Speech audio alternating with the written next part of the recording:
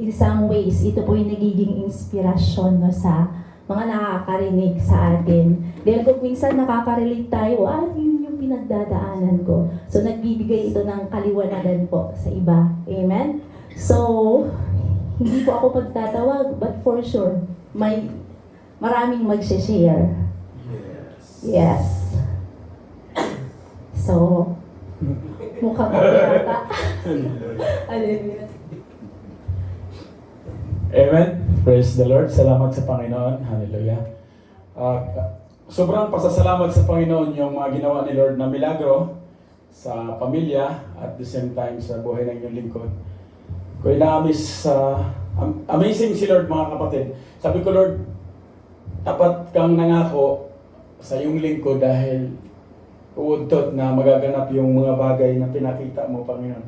Way back April 22, IP dito. I do believe na i-share ko sa inyo sa kalagitnaan yon na bago tayo magtapos doon sa closing prayer, may sinabi ko sa inyo na mayroong healing crusade na magaganap sa Pilipinas. Hindi ko alam kung kailan magaganap ito, pero mayroong makakalakad na naka-wheelchair.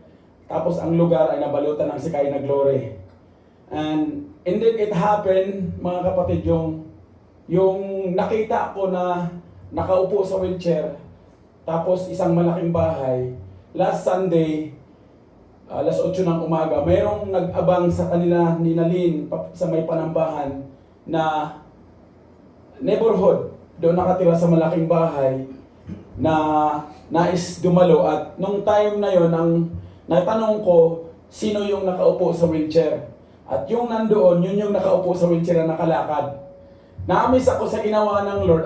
Na-amaze ako sa pinakita ng Lord na nang time na yon, nung nandito, ang nag-exhort na ng Kuya Ili na patungkol doon sa dinudugong babae. Sabi ko, Lord, bago pa tumayo ang Kuya Ili that night, pinakita ng Lord yung babae na dinudugo na ang desire niya ay hipuin lang yung laylayan ng damit ng Panginoon, gumaling siya. Sabi ko, Lord, amazing ka, Panginoon na. Dahil indeed, He is a worker miracle God. Sabi ko, Lord, pag nananalangin ako sa physical kong katawan, hindi mo tinutugon. Pero pag pinapanalangin ko yung hindi ko nakilala at nakita ko lang doon sa vision mo gumagaling, amazing ka, Panginoon. Hallelujah. Ako yung miss mga kapatid. Kaya ito na-share sa inyo, continue to devoted your faith to God. Dahil ang mga alingkod ng Panginoon, meron po tayong authority. Kaya, amazing po ang Panginoon, mga kapatid. At the same time, yung tahanan na yon, yung salita ng Panginoon na unti-unting nakarating sa kanila at naging close sila sa pamilya, yung buong pamilya na to. Kaya ako'y nagpapasalamat sa Panginoon dahil hindi man namin sila kamag-anak, pero may ginawa ang Lord na yung na-share ko sa inyo na the light, or we will look like the noonday, magliliwanag tayo like noonday. Kahit hindi ka magsalita, nandoon ang liwanag na binibigay na radiance ng Panginoon. Amen? Kaya mabuti po ang Panginoon, mga kapatid. Pangalawa po, mga kapatid, mayroon po akong interview last week. Actually, yung email ng client ng Sabik, way back last month pa po ito. Kaya dapat hindi po ako pupunta sa isang affiliate ng Sabik dahil ang project ko ay Marafik. So dapat hindi ako hawak ng dalawang project. So sa nangyari po, mga kapatid, nagkaroon po ng malaking usapin sa management, may-ari ng company at yung sumunod na naging employer ko dito sa Jubel, sa branch ng company, na bakit ako napunta sa Sabik na mayroon akong project na Marafik. So, nung una hindi ko rin maintindihan bakit naganap yon na nagkakagulo yung mga managers, lalo na yung safety manager ko. So, na-miss po ako sa ginawa ng Lord, mga kapatid, dahil bakit? Si Lord po yung nagpapakilala sa anak niya.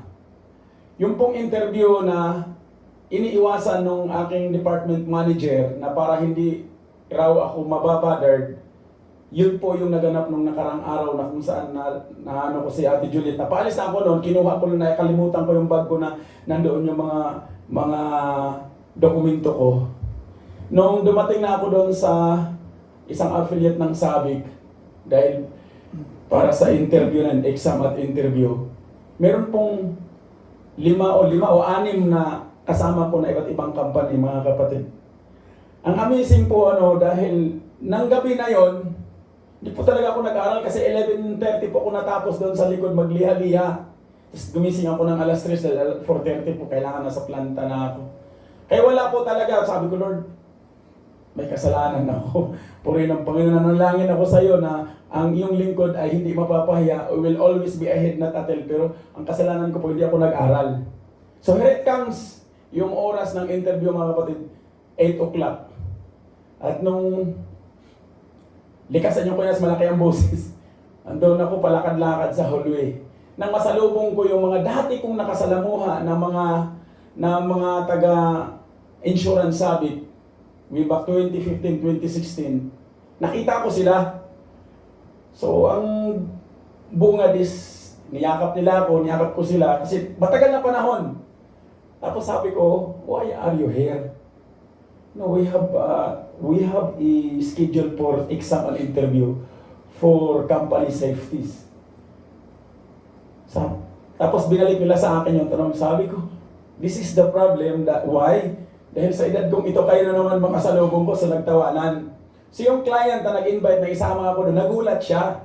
Ang sabi niya, dahil Pilipino nga, sabi niya gano'n, bakit hindi mo sinabi na kilala ka ng mga yan at qualified ka na pala? Sabi ko, sir, nagsabi na ako, wala na akong interest sa interview kasi hindi na ako nag-aaral. Nandito ako para maghanap buhay.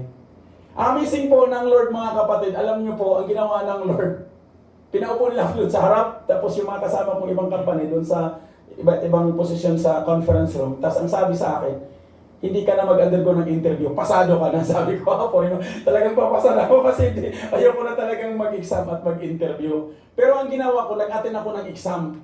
100 items mga kapatid. At yung exam na yun, isa sa pinakamahirap na exam na meron ako nitong lately.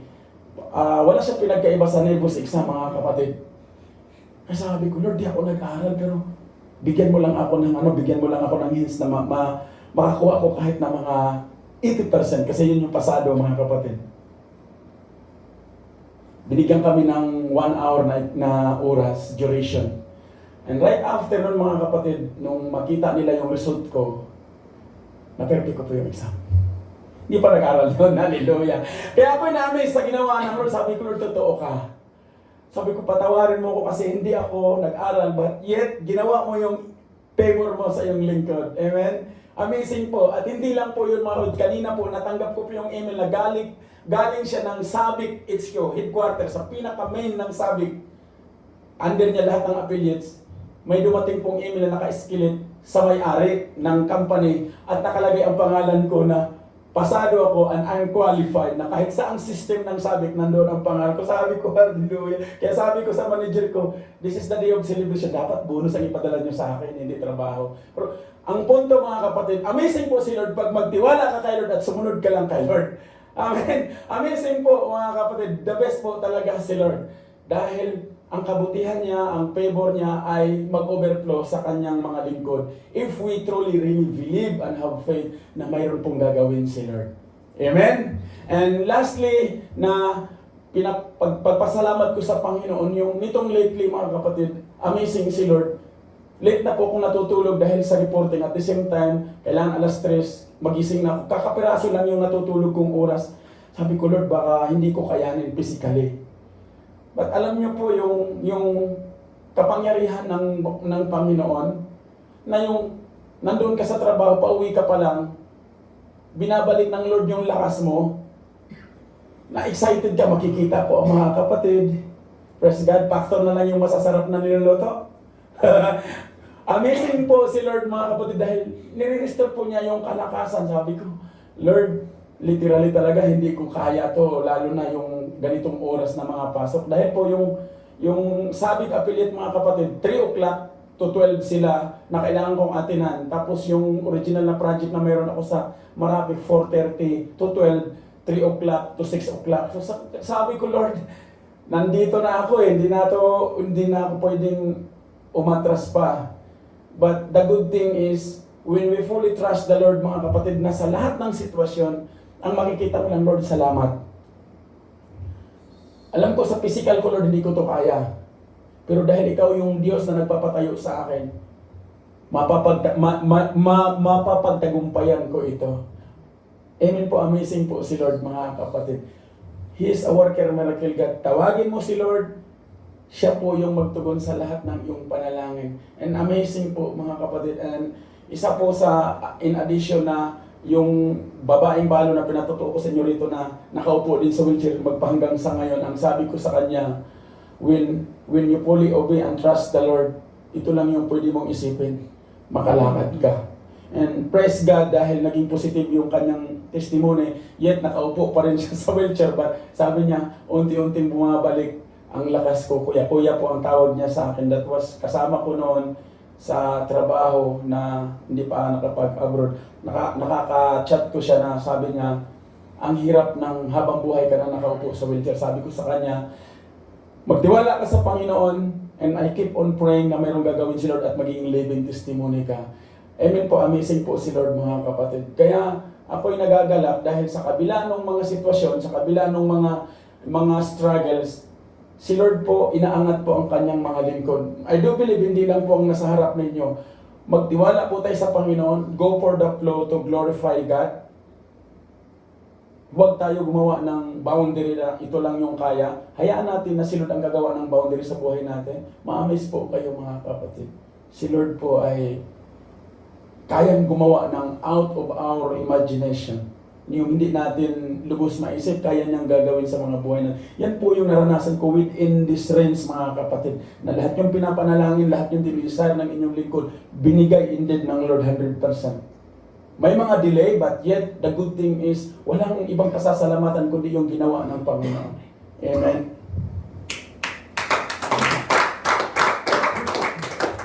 Amen. Praise God sa buhay mo, Kuya. At kapag magtiwala tayo sa Panginoon, amazing po talaga ang Lord. May mga kamanghamanghang hindi natin ini-expect mga kapatid. Pero dahil nandun yung faith natin, marami siyang ipinapakita that God moves in mysterious ways. Sabi nga sa Isaiah 55, my thoughts are nothing like your thoughts, says the Lord, and my ways are far beyond anything you could imagine. Amen po. So, hindi natin inaasahan that beyond our thoughts and expectation, may mga kamanghamanghang pinapakita at nire-reveal ang Lord sa atin. So, sino pa po? For sure, marami po tayong testimony. Praise God.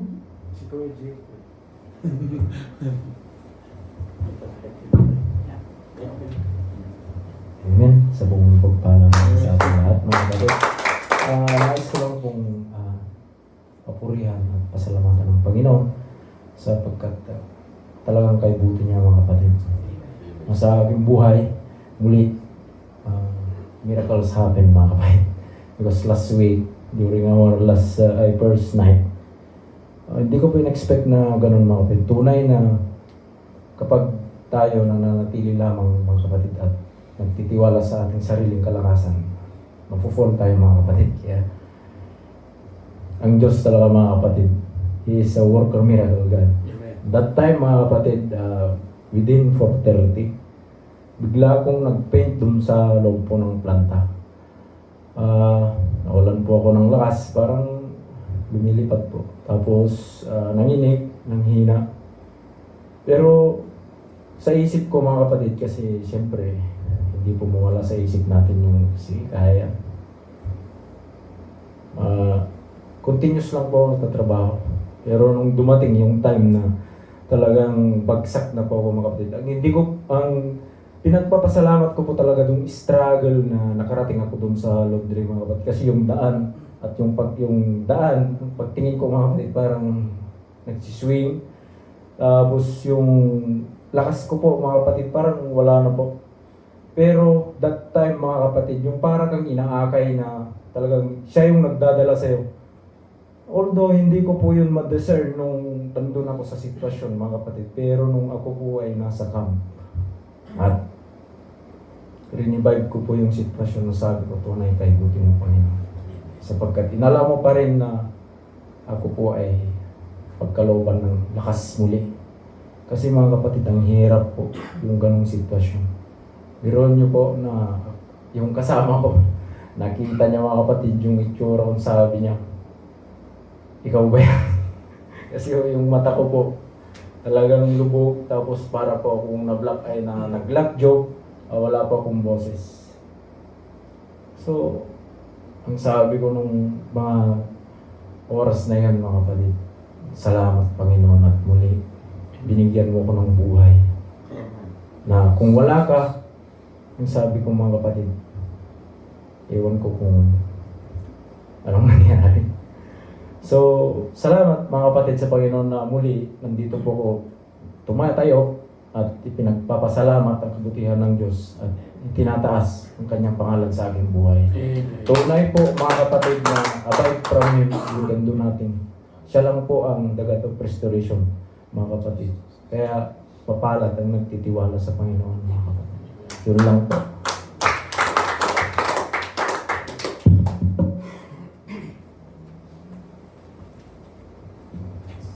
Amen. Praise God sa buhay mo, Kuya Clyde. At napakabuti ng Lord, no? Dahil pinagkaloob niya sa iyo ang kagalingan at kalakasan. Sabi nga po sa Jeremiah 33:6, nevertheless, I will bring health and healing to it. I will heal my people and will let them enjoy abundant peace and security. Praise God. Amen. So,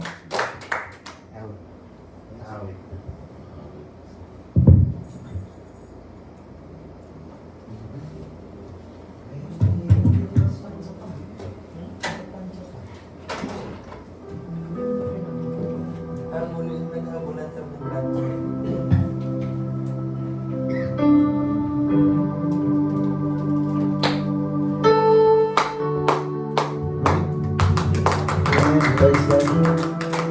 Praise Jesus. Alam niyo po ang Panginoon tapat sa kanyang mga pangako. Totoo at tapat siya sa kanyang pangako.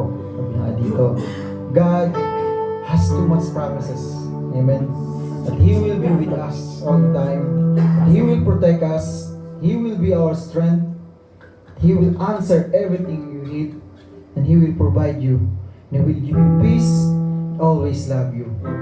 Amen. That God promises to make something good out of the storms that bring devastations into our lives.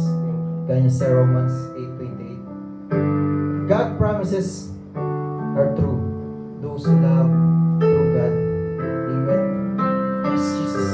Hallelujah. God of Abraham, the God of covenant, and faithful promises. Time and time again, you have proven you'll do what Jesus said. So when the storm may come, when the winds may blow, I remain steadfast.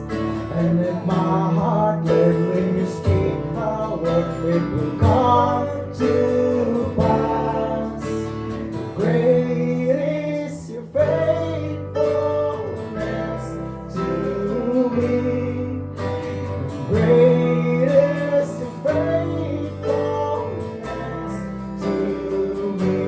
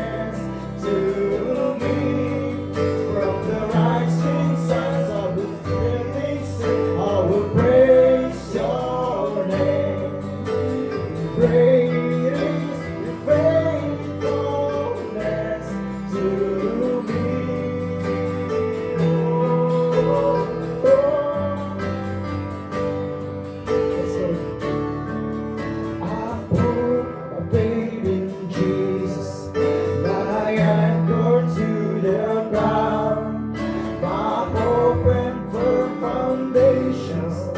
He'll never let me down.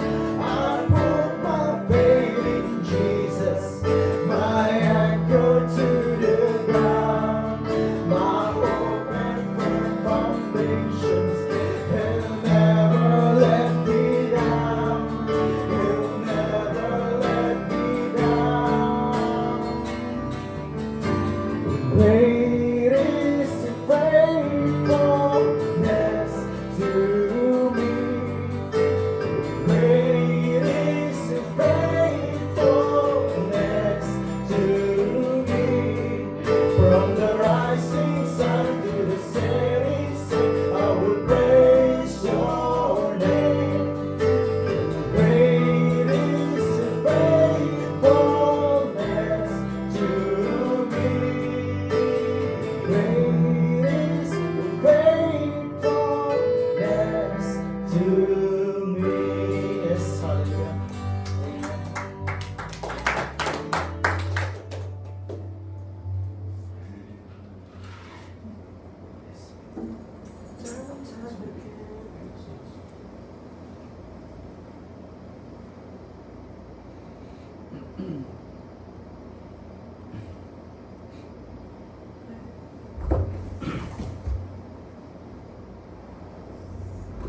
Amen.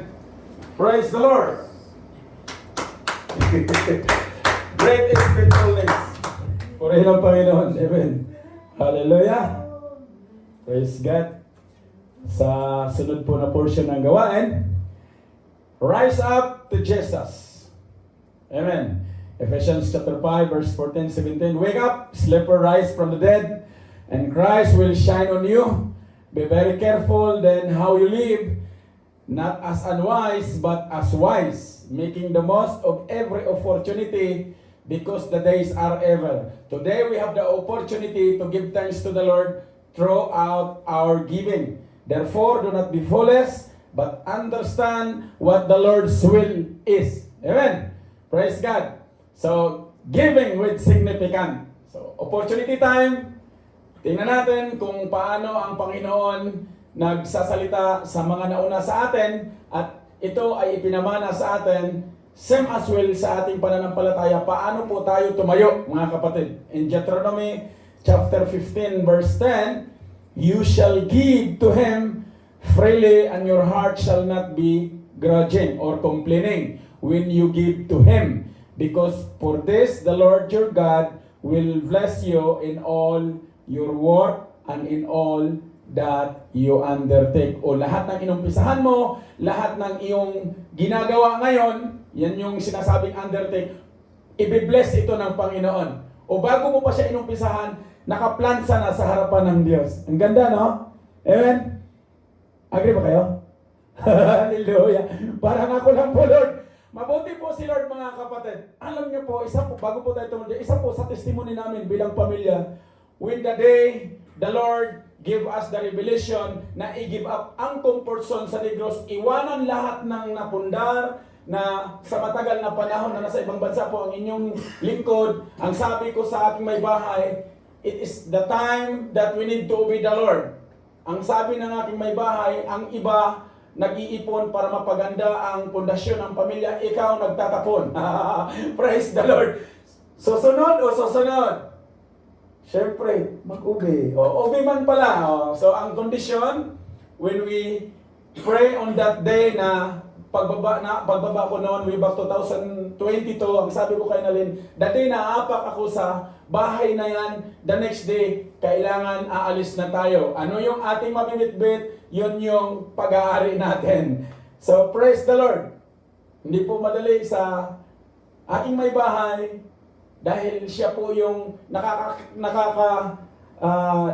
alam nyo yung nakakaalam sa pangangailangan nilang mag-ina, at the same time yung comfort sa nila. But then, ang ginawa po ni Lord, hinil po ng Lord yun sa puso ni Nalin. Sabi ko sa kanya, ito yung sinabi ng Panginoon. Nung isave ng Panginoon ang pamilya ni Lot, si Abraham na nanalangin po, nakipag-bargain kay Lord. Pag 50, 40 hanggang sa isang righteous, itutuloy mo pa ba yung plano mo, Lord? Ang sabi ng Panginoon, yung mensahero doon kay Lot na pumunta kayo doon at pauulanin na ng Lord ng apoy o asupre doon sa Sodom and Gomorrah. Ang sabi ni Lot, pwede bang doon na lang kasi matanda na ako. Usually, ganyan po ang ugali natin. So, isa lang ang kinondisyon, huwag po kayong lumingon. And the Bible speak, the wife of Lot, lumingon po siya. Siguro mayroon ng 55 inches doon. 55 inches. Lumingon po siya, naging pillar of salt siya. So the same principle apply to many. Tayo po, madalas, we have been this journey of faith, but we always tend to look back. Kaya yung faith natin, nanatili na lang siyang title. Hindi po siya nagiging identity natin sa ating mga buhay. Kaya lahat po ng undertaking natin, magtataka tayo, parang lagi na lang ako nag-umpisa, Lord Saan ba talaga? Kaya, tingnan po natin yan po yung isa sa living testimony namin, buong pamilya. Sabi nga ni Naomi, Daddy, what we will do when we reach on that place, we are new. We have no friends, we have no family. Ang sabi ko sa mga bata, si Lord ang magpapadala ng kaibigan ninyo, si Lord ang magpapadala ng totoong pamilya. And that's indeed it happened, mga. Marami siyang stopover, but the Lord is amazing. Dahil tinupad ni Lord ang pangako niya sa kanyang mga anak. In the Old Testament, sacrificial giving was a physical and tangible expression of worship. It required individuals to give up something of value and present it to God. Intindi, no? Ito sila. Yung mga man of God na nauna sa atin. This act of giving was meant to be done with a sincere and humble heart.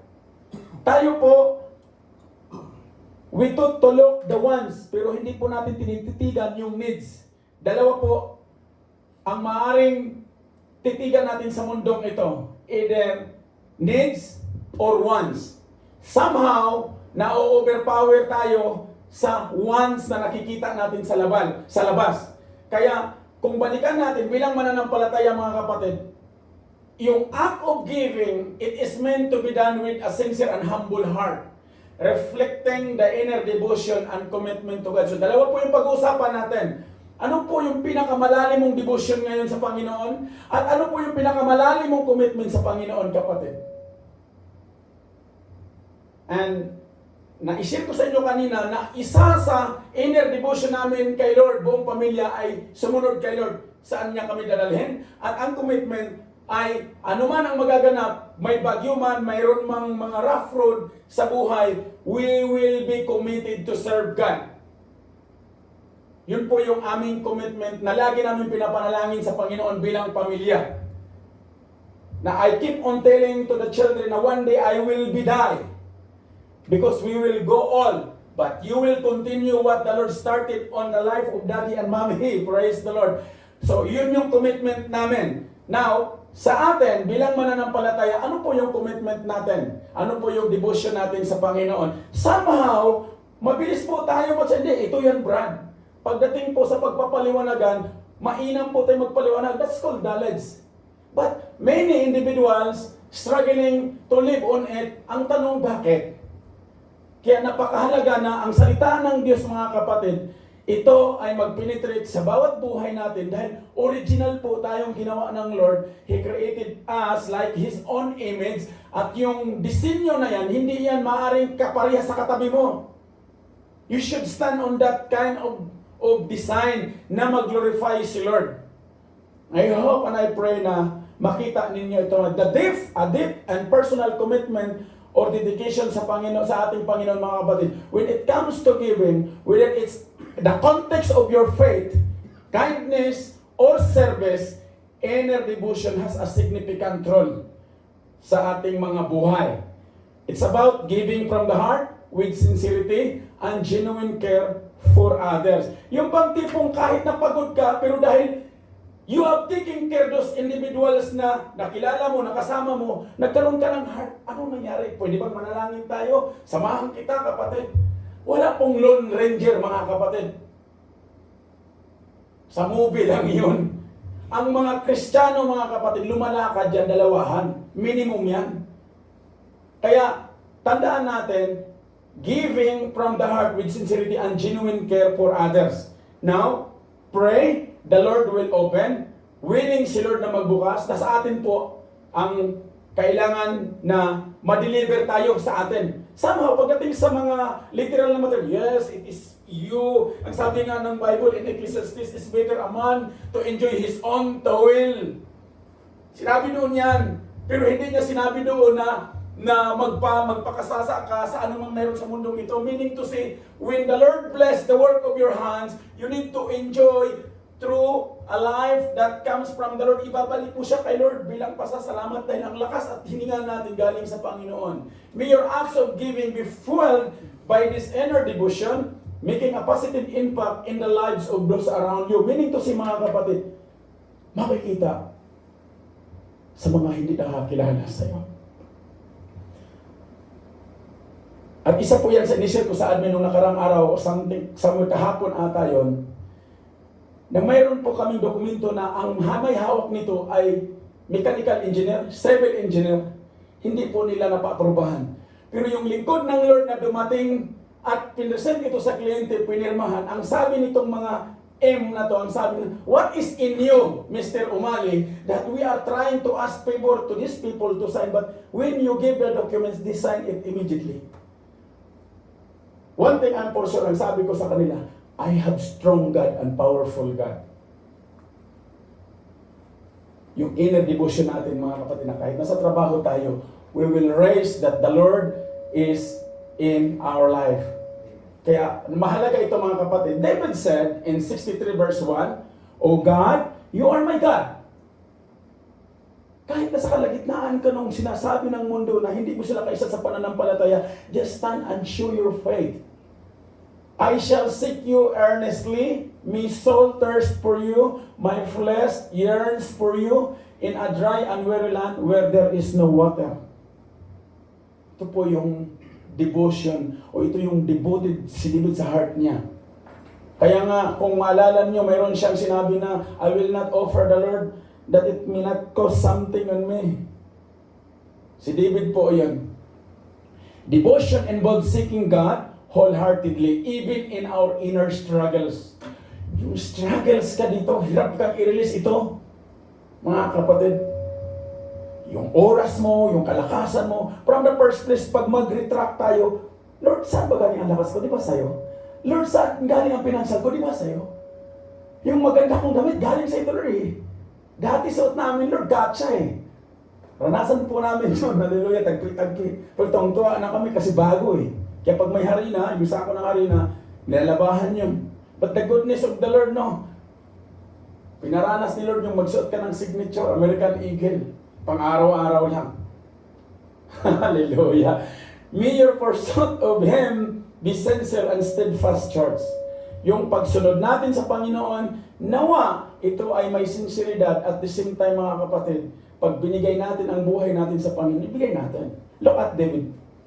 Si David, never niyang binawi ang mayroon siyang authority. But he tend always to raise the Lord. He always says the worship God, honor God. Siya po ang gumawa nito, mga kapatid. Pangalawa, commitment to God. Ano po yung commitment ninyo, church? By the glory of God. Huwag nyo na ikwento because the Lord will open and magbukas siya ng mga floodgates of heaven sa bawat buhay natin. Makikita po yan. Hindi po yan manatili sa vault. Yung testimony po natin, lalabas po yan. When we are committed and our life fully committed to the Lord, mga kapatid, mag-shine po yan like noonday. In Timothy chapter 2 verse 15, ito yung sinulat ni Paul kay Timothy. Do your best to present yourself to God as one approved, a worker who does not need to be ashamed and who correctly handles the word of truth. Isa po sa mensahe ni Paul kay Timothy, mga kapatid, do not compromise your faith just because magkaibigan kayo. You know the truth and the truth will set you free. Alam po natin ang katotohanan. Just because for the sake of friendship, i-compromise kung pananampalataya ko, nevertheless, mga kapatid, noon somehow ginawa ko yun. Personally, way back on Qatar. But when I learn from the Lord, nagbibigay siya ng growth, isa lang ang palaging sinasabi ng Panginoon, stand your ground because I am your God. Ano man yung gagawin mo, sa lahat ng gagawin mo mga anak, pagpapalain ko yan. So commitment. In 1 King chapter 8 verse 61, let your heart therefore be wholly devoted to the Lord our God, to walk in His statutes and to keep His commandments. Ito po yung tinuturo ng Panginoon biblically mga kapatid, dahil ang salita po ng Diyos, yan po yung kayang magbago sa atin. Yung testimony ko po, hindi po yan magbabago sa inyo. Somehow it will encourage you, but the Word of God will transform us. Yan po yung may kakayahan na baguhin tayo, i-deliver tayo sa mga kanya-kanya nating mga pag-uugali, mga decision making, sa ating paglakad sa buhay natin. Yung Word of God po na yan, pag hinayaan natin na mag-work out sa ating mga buhay yan mga kapatid. In application po, remember that your offering should come from a place of love, obedience, and generosity. Your commitment to God involves wholehearted devotion and obedience and seeking His guidance. May your journey of faith be marked by unwavering commitment to Jesus Christ Church. Why? At the end of the day po, mga kapatid, ikaw at ako, harap po tayo kay Lord. It's not about na, nagawa mo to, hindi po. Si Lord po ang mag-identify nun. Are you really a faithful servant, anak? Yung bang sasabihin ni Lord na, well done, my good and faithful servant. Parang nakakaya naman sa harapan ng Lord na, well done, my good faithful servant. Tapos sa giving, hirap ka. Hallelujah. Pray, mga kapatid. Life is meaningless kung dito ka sa mundo gumagastos. I'm telling you today, kahit 1 real, wala po ang nasa harap ninyo. Pero nung naglaba po ako, may nakita akong pera na nasama sa labahan. Sabi ko, Lord, alam niyo po mga kapatid, sabi ng Lord, literally anak, wala kang single real ngayon. Pero mayroon kang kayamanan sa akin. Protect the church. Whatever it takes, protect it. Kaya sabi ko, Lord,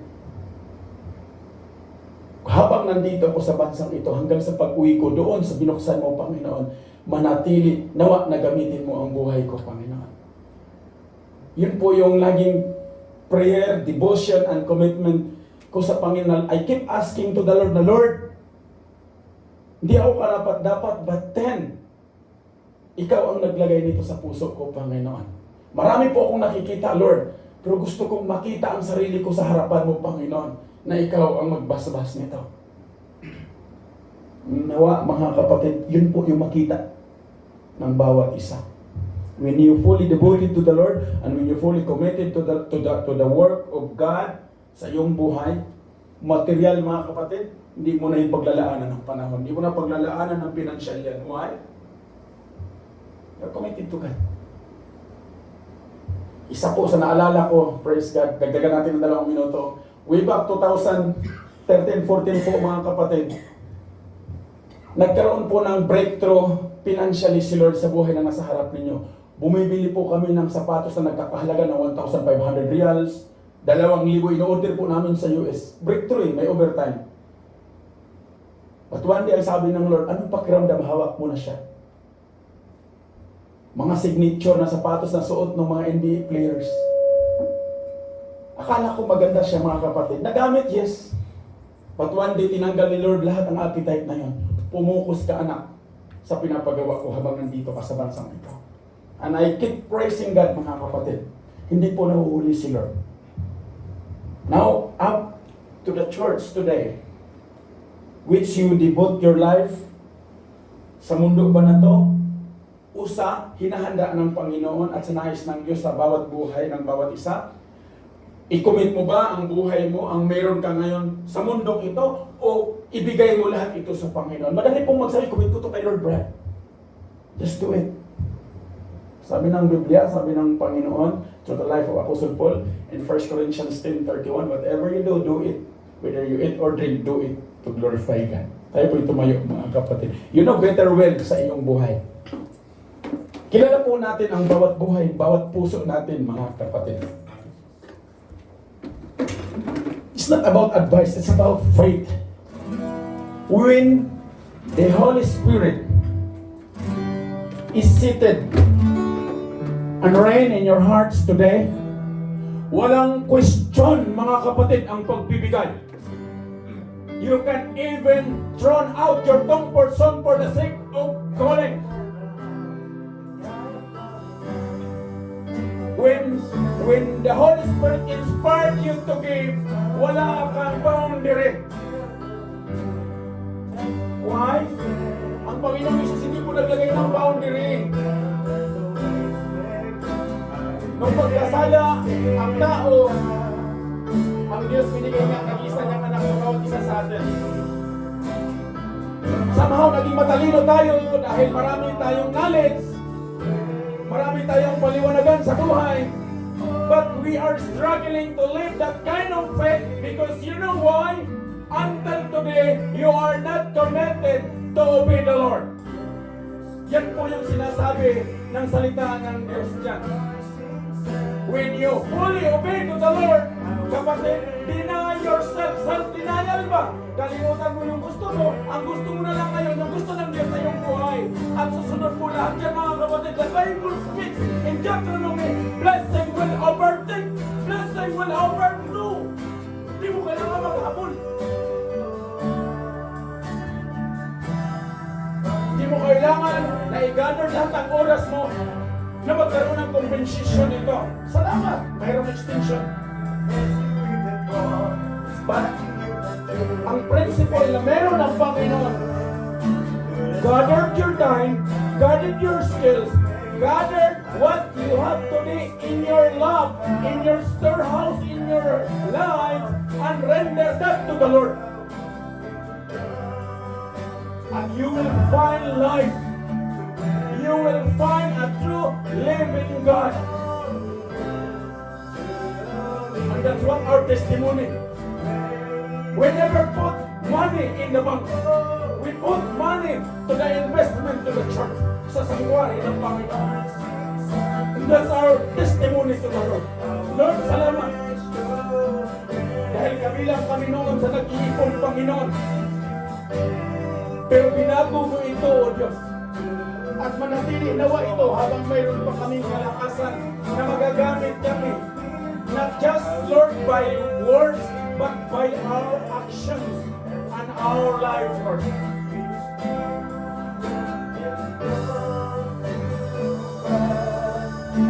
Give your lives to God. Do not just give by words.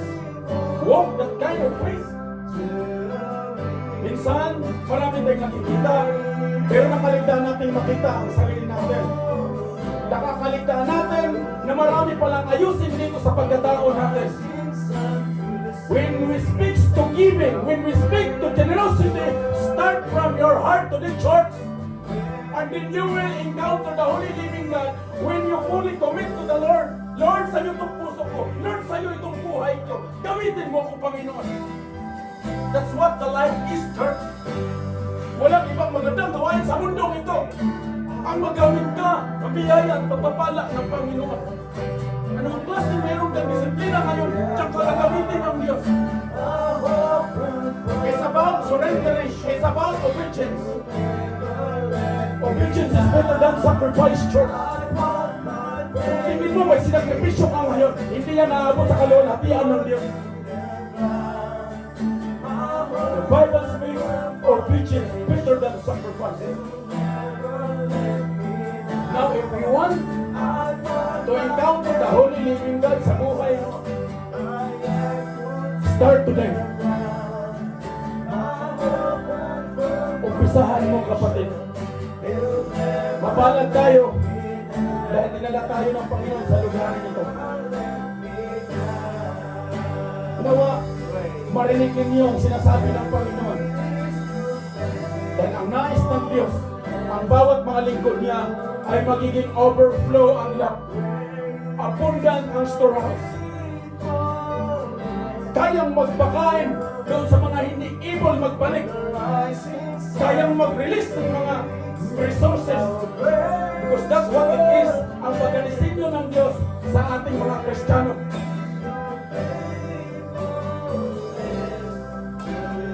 I pray na matuto tayong tumingin ng diretsuhan sa Panginoon. Ano man yung kinabilangan na naging masaya doon sa mga bagay na ito masaya, dito ako mag-ipon, dito ako maganda. Kapatid, sit down, pray, tanungin mo si Lord, yan ba talaga yung will ng Lord? Imagine, 5 years from now, ano ang katutuan mo sa harapan ng Diyos? 10 years from now, by faith. 15 years from now, by faith. 20 years from now, loobin ng Lord. Magkasama pa tayo magpupuri sa Panginoon. Do the purpose of the Lord sa buhay ng bawat isa. Not by might, but by the Spirit of the Lord. Start today to engage your life and your commitment to God. Yeshua,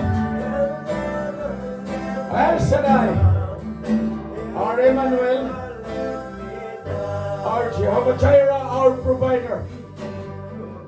Lord, I thank you for giving us life, for giving us strength, for giving us skills, Lord, para kumita, Panginoon, at para gamitin mo kami, O Diyos, sa iyong ubasan. Tulungan mo kami, Panginoon, deliver this church through giving, deliver this church through offering, deliver this church to be a helpful hand, deliver this church to be a fully committed sa lahat ng gawain mo, Panginoon. Even our time, no bounded, no limitation. Our resources, financial, Lord, no bounded, no limitation. You will pour out and overflow, Lord. Right now, I pray na pinagpala mo na, Panginoon, ang mga kamay namin, kaya kami nasa bansang ito. Now I pray, Lord, bigyan mo ng wisdom ang bawat isa sa amin, na makita ka namin, Panginoon, na magtiwala kami sa iyo, O Diyos, sa lahat ng mayroon kami.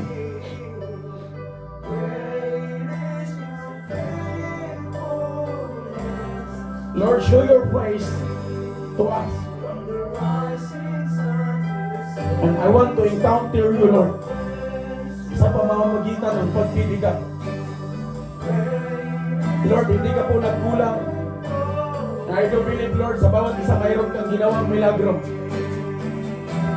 Tonight, I pray that you will deliver this church and break all the chain na siya naging sanghi, Panginoon. Bakit sa bagay na pagbibigay, hirap kaming magpakawala, Panginoon. Break that chain, Lord, at palitan mo ito ng overflowing, rumaragasa, nasiksik-liklik at umaapaw sa bawat lingkod mo, Panginoon. Na ang mga buhay namin ay magiging daluyan ng kayamanan mo mula sa aming pagkatao hanggang sa aming mga mahal sa buhay at sa aming mga makasalamuha na mga anak mo, Panginoon. Gamitin mo ang pamilyang Soul, Lord, to invest financially doon sa provision at vision mo, Panginoon. The healing crusade will arise, Lord, and this family will be used. Salamat doon sa pagpagamit, Panginoon. And Lord, salamat din doon sa hindi naglalagay ng kanilang kamay sa vision mo, Panginoon. Dahil ang paliwanag, ang sabi mo sa inyong salita, to those who obey, to those who give their life to your service, overflowing floodgates will be open, Lord. And Lord, I'm looking forward na lahat ng narito sa tahanan ito, Panginoon, maging kabahagi sa crusade na yan, Panginoon. And Lord, marami kang pagalingin ng mga may sakit, Panginoon. Literal at spiritual, Panginoon. At gamitin mo kami pagpapala, Panginoon Jesus. Gamitin mo, bigyan mo ng kapangyarihan ang aming spiritual na pananampalataya. We will not just rise that we are Christians. We will rise because you, Jesus, is living in our heart. You, Jesus, change our life. You, Jesus, deliver us as we stand for the best. And that's my prayer, Lord. Now, pamilya dito will glorify you. Whatever is happening next, Lord, Manatili kami paglingkod sa inyo, Panginoon. Let the shine of glory, Lord, fall sa life of your people. Let the doors of the heaven open and let this church witness what is God in heaven, Lord. And let this church remember that none of your children, Lord, na nagpagal na hindi mo pinagpanak, Panginoon. I pray na ang gabing ito, Panginoon, will be breakthrough sa lahat ng mga lingkod ko, Panginoon. And that's what you promised. That heaven and earth will pass away, Lord. But what you started in us today, Lord, manatili ito sa aming mga buhay. And I pray na halagan mo kami, Panginoon, pakawalan mo kami, Panginoon, sa lahat ng mga tanggal sa mundong ito.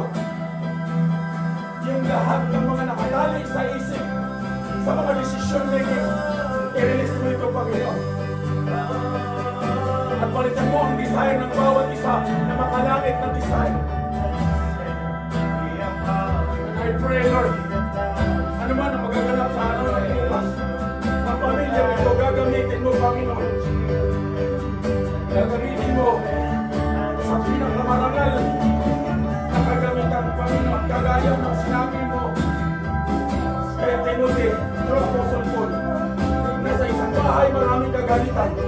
Lord, huwag mo kami gamitin na pang-araw-araw lang, Lord. Gamitin mo kami ng pang-honorable, Lord. Yan po yung panalangin, Panginoon, na gawin mo sa pamilyang ito. Use us for the honorable purpose. Mula sa aming mga resources, mula sa aming mga buhay, mula sa aming mga talento, Panginoon. And today, I pray, let the peace and love, joy will surpass sa bawat isa.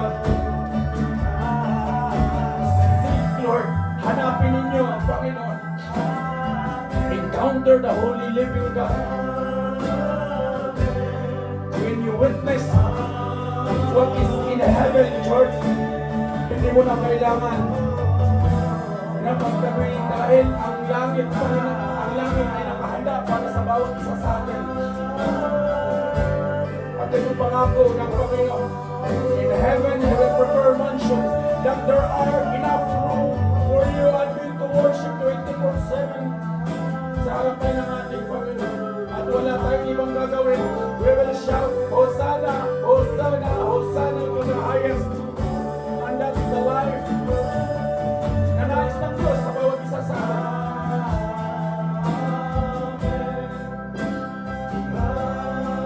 Alam niyo, mga kapatid, the purpose is given. Hubad-hubad po tayo nakarating sa mundong ito. Hubad-hubad din tayo maalis sa mundong ito. Why not today? Start kneel down and devote your life to God. And when you devote it to God, commit that devotion to the Lord. Commit it. When your left hand give to the Lord, do not let your right hand know on it. Go for the flow, church.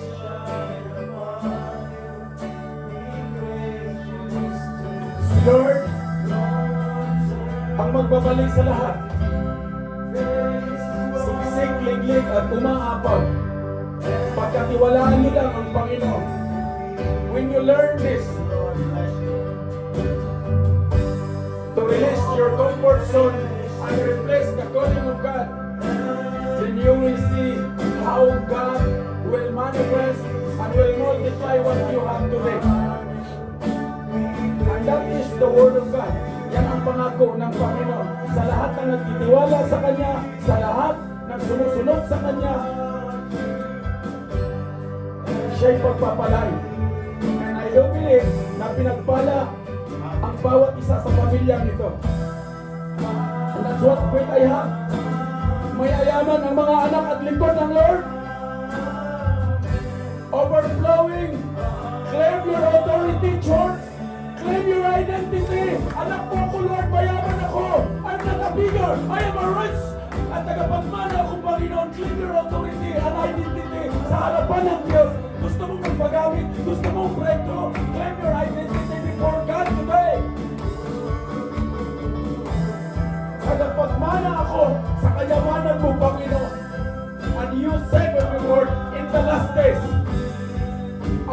mga nahawak ng mga hindi sumusunod at sumasamba sa inyo, Panginoon, isasalin mo yan sa iyong mga lingkod. And it will happen, church. It will happen. And it's happening already. Pag mapagkatiwalaan tayo sa maliit na bagay, the Lord promised, you will open a huge barn and overflowing storehouse. When it comes on your life, remember this, the Lord is with you. The same principle when you claim yes and amen. When you claim that yes and amen in the front of the Lord, that is your covenant. Devote and be committed to the word of the Lord. Tonight, receive your blessings without boundary. Receive the breakthrough without boundary that it comes from the Lord. In the name of the Father, in the name of the Son, and the Holy Spirit, let this magnificent riches and glory, Lord, na meron ka, ipagkatiwala mo sa iyong mga anak. Sa pangalan mo, Panginoong Hesus, at sa kapangyarihan ng iyong banal na Espiritu. In Jesus' name, Amen.